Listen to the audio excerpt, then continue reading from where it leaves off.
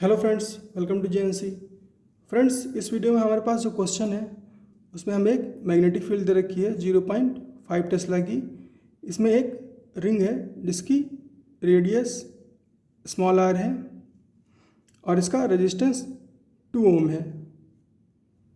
Friends, हमें given है कि radius of thin wired ring is shrinking at a rate of dr/dt equal to -0.1 mm पर second.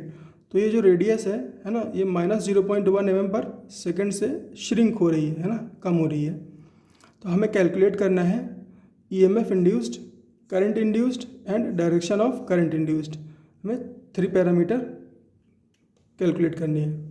तो friends, काफ़ी कुछ डिस्कस करना है इस क्वेश्चन में। पहले आप अपने आप से इस क्वेश्चन को ट्राई कर लो, उसके बाद आ जाओ मेरे सोल्यूशन पे।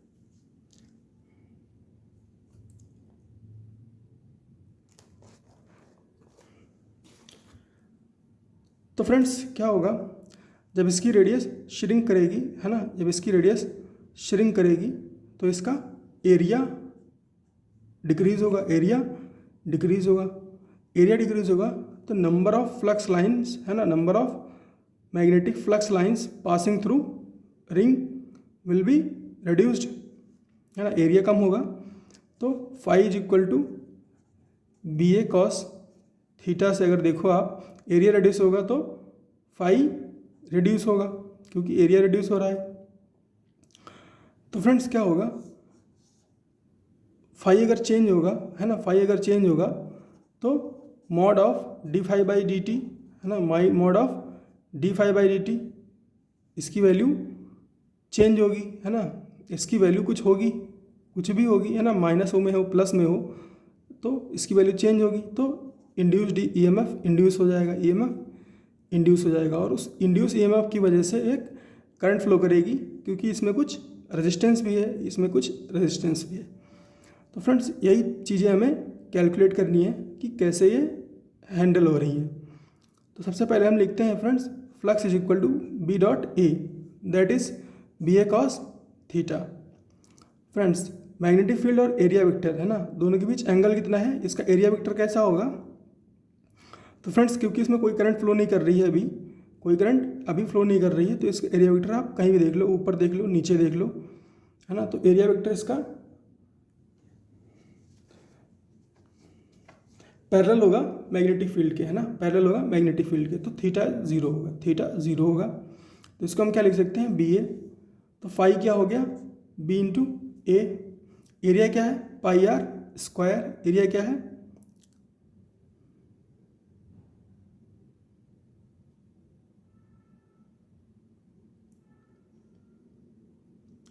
πr²। तो अगर हम फाई को डिफ्रेंशिएट कर दें तो d∅dt क्या हो जाएगा, B पाई, है ना, B pi into 2r into dr/dt। तो EMF इंड्यूस्ड क्या हो जाएगा, E is equal to d∅dt B pi 2r, है ना, dr/dt, 2r dr/dt। अब फ्रेंड्स, मैं क्या कर रहा हूँ, मैं r is equal to 5 centimetre, है ना, किसी एक पर्टिकुलर, क्योंकि यहाँ पे ये एक्स्ट्रा r पड़ा है तो हमें कोई r की वैल्यू चाहिए जिस पे हमें EMF कैलकुलेट करना हो।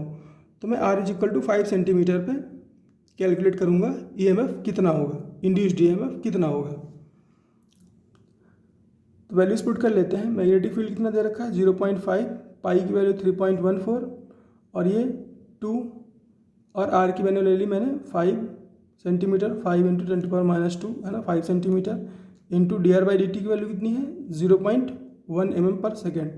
तो 0.1 इंटू 10⁻³ इसको आप कैलकुलेट करोगे तो इंड्यूस्ड EMF की वैल्यू आएगी 1.57 इंटू 10⁻5 वोल्ट। तो इंड्यूस्ड EMF मिल गया, है ना। तो वोल्टेज डिवाइड बाय रेजिस्टेंस कर दो तो मिल जाएगी इंड्यूस्ड करंट I। तो E/R कर दिया 1.57 इंटू 10⁻5 डिवाइड बाई 2। तो I की वैल्यू क्या मिली, 0.785 इंटू 10⁻5। इसको क्या लिख सकते हैं, ये पॉइंट को अंदर घुसाओ और 10⁻6 कर दो उसको फिर हम माइक्रो में लिख पाएंगे। तो I इज इक्वल टू क्या हो जाएगा 7.85 माइक्रो एम्पियर। अब हमें बतानी है इसकी डायरेक्शन, है ना, अब हमें इसकी बतानी है डायरेक्शन। तो क्या हो रहा है फ्रेंड्स, है ना, इस करंट की डायरेक्शन बतानी है। तो हो ये रहा है कि रेडियस डिक्रीज़ कर रही है तो एरिया डिक्रीज़ कर रहा है, तो फ्लक्स लाइन डिक्रीज़ कर रही है, फ्लक्स लाइन डिक्रीज़ कर रही है। तो जो करंट की डायरेक्शन होगी, है ना, लेंज लॉ क्या कहता है, लेंज लॉ क्या कहता है कि करंट की जो डायरेक्शन होती है वो उस कॉज को अपोज करती है जिसकी वजह से फ्लक्स चेंज हो रहा है, उस कॉज को अपोज करती है जिसकी वजह से फ्लक्स में चेंज हो रहा है, फ्लक्स में चेंज हो रहा है। तो फ्रेंड्स ये रेडियस तो श्रिंक करने से नहीं रोक पाएगा, लेकिन जो करंट है वो मैग्नेटिक फील्ड को तो बढ़ा सकता है, वो मैग्नेटिक फील्ड को बढ़ा सकता है।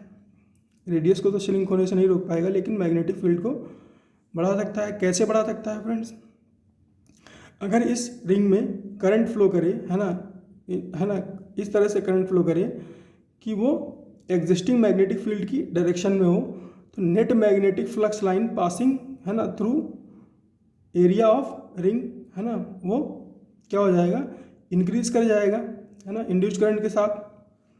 तो कैसे मैग्नेटिक फील्ड, कैसे इंड्यूस्ड करंट फ्लो करे, अगर इंड्यूस्ड करंट फ्लो करे क्लॉकवाइज में, तो जो इंड्यूस्ड मैग्नेटिक फील्ड होगा वो कैसा होगा, वो भी इनवर्ड होगा, वो भी इनवर्ड होगा और वो ऐड होने लगेगा एग्जिस्टिंग मैग्नेटिक फील्ड के साथ। तो क्या होगा, जो फ्लक्स चेंज हो रहा है ना, जो फ्लक्स चेंज हो रहा है वो उसकी वैल्यू कम होनी शुरू हो जाएगी, उसकी वैल्यू कम होनी शुरू हो जाएगी। तो इस रिंग में कैसी करंट फ्लो करेगी, क्लॉकवाइज डायरेक्शन में, है ना, क्लॉकवाइज डायरेक्शन में करंट फ्लो करेगी। तो यही सिखाना था फ्रेंड्स इस क्वेश्चन में। मिलते हैं नेक्स्ट क्वेश्चन में।